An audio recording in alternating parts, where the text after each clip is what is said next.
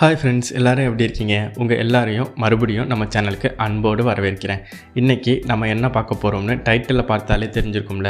ஆமாங்க, நம்ம பட்ஜெட்டில் அதாவது ஒரு 13,000க்குள்ளே என்னென்ன சூப்பரான ஸ்மார்ட் ஃபோன்லாம் இருக்குன்னு கொஞ்சம் அலசி ஆராய போகிறோம். நிறைய பேர் புதுசாக ஃபோன் வாங்கணும்னு நினைப்பீங்க. பட்ஜெட் ஒரு பிரச்சனையாக இருக்கும். அதனால் உங்களுக்காகவே கொஞ்சம் ரிசர்ச் பண்ணி இந்த லிஸ்ட்டை ரெடி பண்ணியிருக்கேன். வாங்க டாப் 5 ஃபோன்ஸ் டக்குன்னு பார்த்துருவோம்.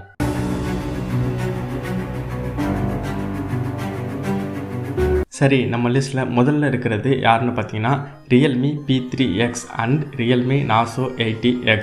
இந்த ரெண்டு ஃபோனும் கிட்டத்தட்ட ஒரே மாதிரி தான் கைஸ். என்னென்னா ரெண்டுலேயுமே நல்லா பட்டையை கலப்புற ப்ராசர் கொடுத்துருக்காங்க. கேம் விளையாடுறதுக்கோ இல்லை நிறைய ஆப்ஸ் யூஸ் பண்ணுறதுக்கோ சூப்பராக இருக்கும். அப்புறம் ஸ்க்ரீன் பார்த்திங்கன்னா நல்லா பெருசாக இருக்கும். நார்சோ 80Xல் 120Hz ரிஃப்ரெஷ் ரேட் கொடுத்துருக்காங்க. அதனால் ஸ்க்ரோல் பண்ணும்போது அப்படி இப்படி பட்டர் மாதிரி போகும். பேட்டரியும் வேறு லெவலில் இருக்குது. 6000 mAh சார்ஜ் போட்டால் 2 நாளுக்காவது தாங்கும்னு வைங்களேன். கேமராவும் டீசெண்டாக இருக்குது. ஸோ நல்ல பெர்ஃபார்மன்ஸ் வேணும், பேட்டரி லைஃப் வேணும், ஒரு 8GB ரேம் உள்ள மொபைல் வேணும் அப்படின்னு ஆசைப்பட்றவங்க இந்த ஃபோனை கண்டிப்பாக யோசிக்கலாம்.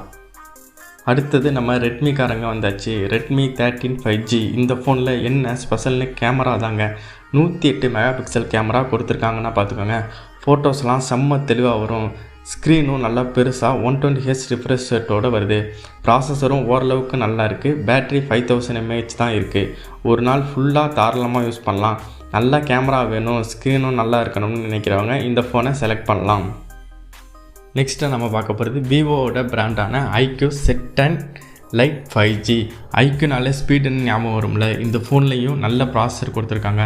இதில் என்ன மேட்டர்னா பேட்டரி தாங்க. சரியான பேட்டரி 6000 mAh. நீங்கள் நாள் முழுக்க ஃபோன் யூஸ் பண்ணுற ஆளாக இருந்தால் இது உங்களுக்கு செட் ஆகும். ஸ்க்ரீன் கொஞ்சம் HD தான், பட் இருந்தாலும் பார்க்குறதுக்கு ஓகேவாக இருக்கும். கேமராவும் டீசெண்டாக இருக்கும். மெயினாக பேட்டரி முக்கியம்னு நினைக்கிறவங்க இந்த ஃபோனை பார்க்கலாம். அடுத்ததாக நம்ம ரொம்பவே ஆஃப்லைன் மார்க்கெட்டில் ஃபேமஸாக இருக்க ஓப்போ A5X 5G. ஓப்போவும் இந்த ரேஞ்சுக்கு ஒரு நல்ல ஃபோனை கொடுத்துருக்காங்க. இதுலேயும் 6000 mAh பேட்டரி இருக்குது. ஃபாஸ்ட் சார்ஜருக்கும் சப்போர்ட் பண்ணுது. ப்ராசஸரும் ஓரளவுக்கு நல்லா இருக்குது. ஸ்க்ரீனும் HD+ ரேஷியோவில் 90Hz ரிஃப்ரெஷ் ரேட்டோடு வருது. நல்ல பேட்டரி லைஃப் வேணும், அதே சமயம் ஒரு நல்ல பிராண்ட் இருக்கணும்னு நினைக்கிறவங்க இந்த ஃபோனை யோசிக்கலாம். கடைசியாக 5th பிளேஸில் சாம்சங் M16 5G. நம்ம சாம்சங் இல்லாமல் லிஸ்ட்டு நிறைவாகாது. இல்லை, இந்த ஃபோன் என்ன ஸ்பெஷல்னால் ஸ்க்ரீன் தாங்க. சூப்பர் AMOLED டிஸ்பிளே கொடுத்துருக்காங்க. கலர்ஸ்லாம் அப்படியே கண்ணுக்கு குளிர்ச்சியாக இருக்குங்க. பார்க்குறதுக்கே ஒரு தனி ஃபீல் கொடுக்கும். கேமராவும் நல்லா இருக்குது. அல்ட்ரா வைட் கேமரா வேறு இருக்குது. பேட்ரி 5000 mAh இருக்குது. சார்ஜிங்க்கும் ஓரளவுக்கு ஸ்பீடாக ஏறும். நல்ல டிஸ்பிளே வேணும், ஒரு நல்ல பிராண்ட் ஃபோனு வேணும்னு நினைக்கிறவங்க சாம்சங் M16 5Gயை செலக்ட் பண்ணலாம். ஆனால் ஒரே ஒரு விஷயம் என்னென்னா சாம்சங்குக்கு சார்ஜர் நீங்கள் தனியாக தான் வாங்கணும். அதை நீங்கள் யோசித்து முடிவெடுத்துக்கோங்க. ஸோ மக்களே, இதுதான் 13,000க்குள்ளே இருக்கிற டாப் 5 ஸ்மார்ட் ஃபோன்ஸ். ஒவ்வொரு ஃபோனுக்கும் ஒவ்வொரு ஸ்பெஷாலிட்டி இருக்குது. உங்களுக்கு என்ன முக்கியமோ, பேட்ரியோ, கேமராவோ, இல்லை நல்ல ஸ்க்ரீனோ, இல்லை ரேம் 8GB ரேமோ, இல்லை 128GB ரோமோ பார்த்துட்டு அதுக்கேற்ற மாதிரி ஃபோனை செலக்ட் பண்ணிக்கோங்க. உங்களுக்கு இந்த வீடியோ பிடிச்சிருந்தா லைக் பண்ணுங்கள், உங்கள் ஃப்ரெண்ட்ஸுக்கும் ஷேர் பண்ணுங்கள். மறக்காமல் நம்ம சேனலை சப்ஸ்கிரைப் பண்ணிடுங்க.